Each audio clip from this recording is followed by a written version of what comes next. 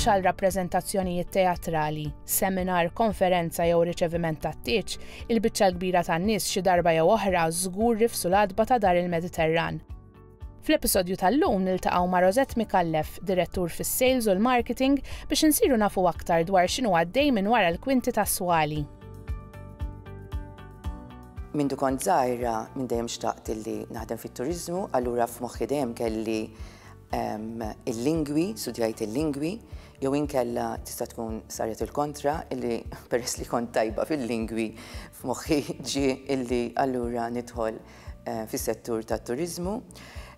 Kont diġà bdejt naħdem hawnhekk f'dan iċ-ċentru imma fir-rwol kompletament differenti għaliex kont PA ta' chairman meta dħalt u indunajt illi f'dan il-post hemm potenzjal kbir illi fil-bidu f'moħħi ma kellix illi ħanibqa' naħdem hawnhekk, jiġifieri f'moħħi kelli li forsi nagħmel sentejn nieħu naqra esperjenza u immur x'imkien ieħor għalkemm ma kellix idea fejn ma kellix idea ċara kien dak iż-żmien fejn nista' mmur, però biż-żmien irrealizzajt illi is-settur tal-konferenzi illi hija niċċa importanti ħafna fit-turiżmu wieħed jista' jagħmel karriera minnha. Avolja qed nitkellem immur lura fit-tmeninijiet, jiġifieri meta dan is-settur kien xi ħaġa għadu fl-infanzja tiegħu għadu qed jitwieled għala Malta. Eventwalment, fil-fatt, meta rajt illi wieħed jista' jagħmel karriera minnha, studjajt il-marketing u gradwajt fil-marketing waqt li kont diġà qed naħdem. Dan iċ-ċentru tant huwa vast. Għandek is-settur tat-teatru pereżempju, għandek is-settur naturalment tal-konferenzi, laqgħat, seminars, għandek is-settur tal-banqueting u għandek is-settur tiġijiet u corporate events. Issa, jien kollox joġobni, kull ħaġa hija, kull event li jkun hawn huwa proġett fih innifsu, għax l-ebda klient ma jrid l-istess affarijiet li jrid ieħor. Ġifieri tista' tkun sempliċement laqgħa ta' 20 ruħ, tista' tkun laqgħa jew konferenza biex ngħidlek ta' 1000 jew iktar, jew 1400 ruħ. Tista' tkun xi ħaġa ta' ġurnata, jista' jkun ta' ġimgħa, kull event huwa differenti, allura kollox huwa interessanti. Importanti ħafna illi min jaħdem f'dan il-qassam irid ikollu komunikazzjoni tajba, irid ikollu anke ħiliet ta' li negozja. Importanti illi ikun flessibbli wkoll u jkollu l-element uman, dik hija importanti ħafna. Ħafna rajt tibdiliet. L-ewwel nett anke ta' min insemmi dan is-settur partikolari, din niċċa partikolari tal-konferenzi. Jekk qed nitkellmu immorru lura minn meta bdejt jiena fit-tmeninijiet, ġifieri fil-bidu tat-tmeninijiet, kien sfida ħafna illi ikollok konferenza. Pereżempju, kien hawn dan iċ-ċentru sewwa fejn għandek il-faċilitajiet li tagħmel il-konferenzi. Però l-infrastruttura ma tantx, speċjalment f'dik li għandu xi jaqsam akkomodazzjoni, ma tantx kont issib, inutli ġifieri kont tipprova tattira xi konferenza ta' 1000 ruħ u mbagħad ma ssibx l-akkomodazzjoni meħtieġa biex ma nsemmix ukoll il-konnettività tal-ajru dak iż-żmien kienet ħafna differenti u ħafna limitata ħdejn tal-lum. Matul iż-żminijiet imbagħad wieħed irrealizza anzi kemm importanti dan is-settur u bdew jinbnew hotels ġodda illi jakkomodaw għal dan is-settur għax ta' min isemmu dan huwa turiżmu ta' kwalità. Għaliex in-nies illi jattendu daw il-konferenzi jitolbu illi joqogħdu il-maġġor parti tagħhom biex ngħidlek ġo lukandi ta' 5 stilel. Ta' min isemmi pereżempju meta sar l-attakk fuq it-Twin Towers li qed nitkellmu fl-2001, hemmhekk ukoll rajna bidla ta' kif wieħed jivvjaġġa. Għaliex naturalment, kull meta jkun hemm xi ħaġa hekk jew xi gwerra pereżempju, dejjem ħajkun hemm impatt fuq it-turiżmu kollu u naturalment anke fuq dan is-settur. Xi ħaġa oħra li rajt żvilupp bħala Malta kien kemm ilna li tħallna membru fl-Unjoni Ewropea. Għaliex sakemm ma tħallna membru kien hemm pereżempju ċertu assoċjazzjonijiet illi minħabba illi jaħdmu on rotation basis daw kienu jaqbżuna sakemm ma konniex membri aħna, allura once li aħna tħallna membru bdew allura wkoll jikkunsidraw il-Malta bħala post fejn wieħed jista' jsiru il-laqat. U xi ħaġa importanti li anke nixtieq insemmi. Meta kont insifer żmien ilu, niftakar l-ewwel bil-fors rid nibda billi nuri u ngħidilhom fejn hija Malta. Illum il-ġurnata hija kompletament differenti. Kulħadd imur fejn imur, nista' mmur anke l-Amerika, kulħadd jaf, kulħadd sema b'Malta. Rosette tgħidilna li minn dejjem kellha l-ħsieb tinvolvi ruħha fis-settur tat-turiżmu u kienet fil-fatt din il-ħajra li ħeġġitha tispeċjalizza fl-istudju tal-lingwi. Iżda li lin mill-akkademja huwa l-kuntatt man-nies u l-varjetà ta' attivitajiet li jsiru li jżommula xogħol interessanti, aspetti li jaqblu wkoll mal-personalità tagħha. Jiena li joġobni fix-xogħol tiegħi għaliex kull event huwa differenti, allura fih proġett fih innifsu. Naturalment li joġobni mbagħad huwa s-sodisfazzjon li nara wara illi jintemm kull event. Għaliex niltaqgħu ma' ħafna sfidi wkoll, jiena l-għena tiegħi iktar ma jkun ma nara xi sfida iktar nidħol għaliha u meta tara li kien ta' suċċess allura dik hija xi ħaġa li tini sodisfazzjon.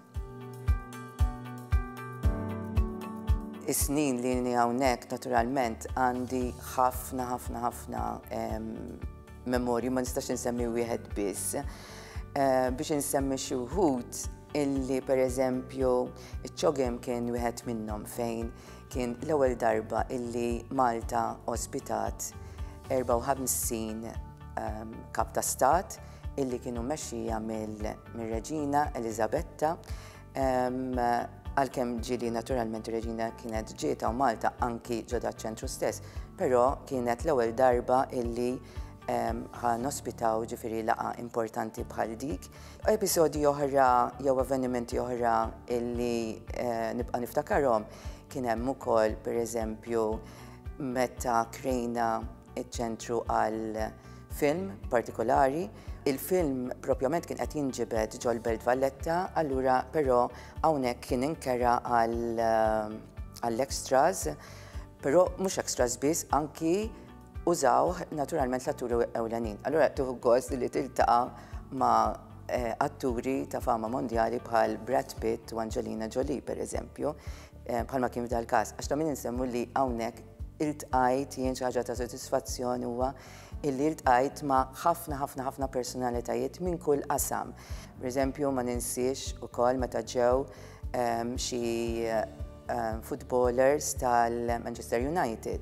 Iltqajt naturalment ma' ħafna kantanti kulħadd jaf hawnhekk isiru ħafna kunċerti ta' kull tip u xi ħaġa li kont ħadd gost ħafna kien illi meta l-ewwel darba iltqajt mal-kantant favorit tiegħi at least ta' dak iż-żmien fl-2004 li kien Claudio Baglioni li minn dakinhar imbagħad ġie fil-fatt anke darbtej oħra.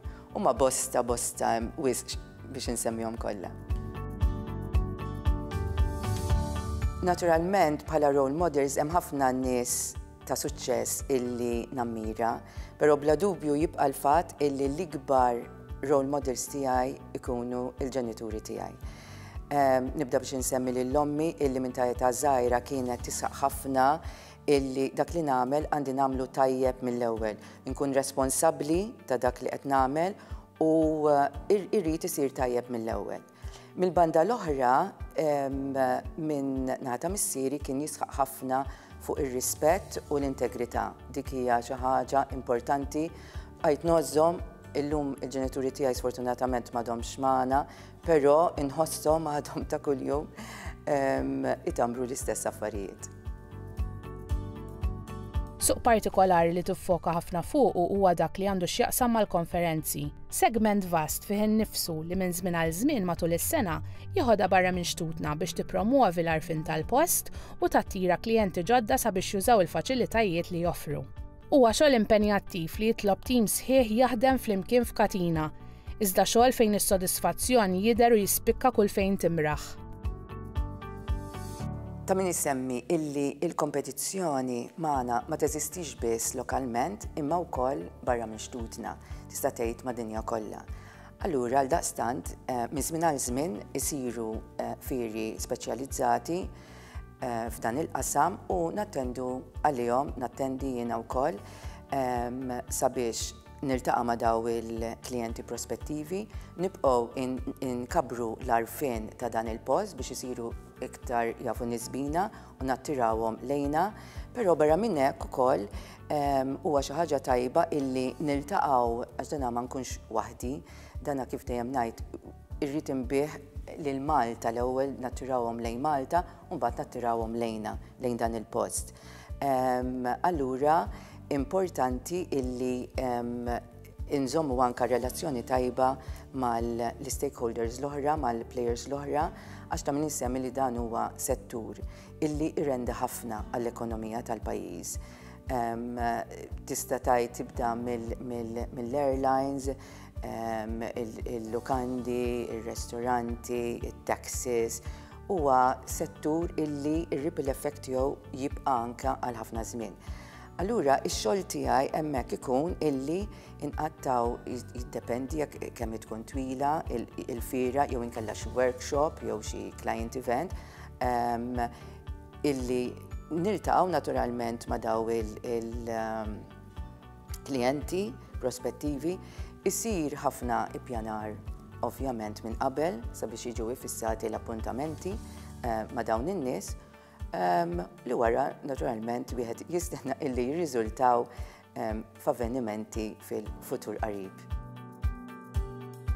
Dawk il-żgħażagħ u nisa illi iħobbu jiltaqgħu man-nies għandhom l-element uman.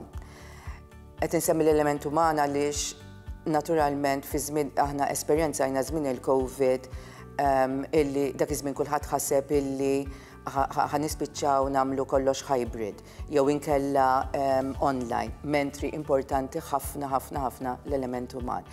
Jiġifieri dawk li għandhom ikunu estroverti naturalment fil-karattru tagħhom u jħobbu jiltaqgħu man-nies, jien ngħidilhom li din hija karriera fit-turiżmu hija interessanti ħafna għax l-ebda ġurnata mi bħal l-oħra. Fi kliem Rosett, id-Dipartiment tas-Sales u l-Marketing huwa l-pulmun li jżomm l-entità għaddejja u għalhekk il-waqt li terħila lura biex iżomm dal-pulmun iħabbat. Narawkom fl-imiss.